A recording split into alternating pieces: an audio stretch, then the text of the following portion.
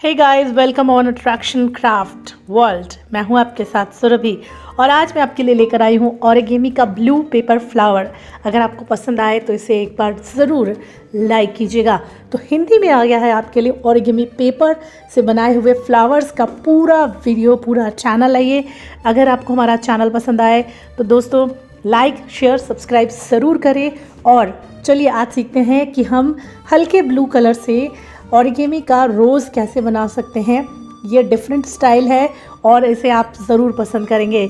अगर आप चाहते हैं कि मैं आपके लिए या आपके फैमिली के लिए, आपके बच्चों के लिए बनाऊं इस तरह के फ्लावर्स, तो आप मुझसे ख़रीदना चाहते हैं तो भी आप मुझे संपर्क कर सकते हैं।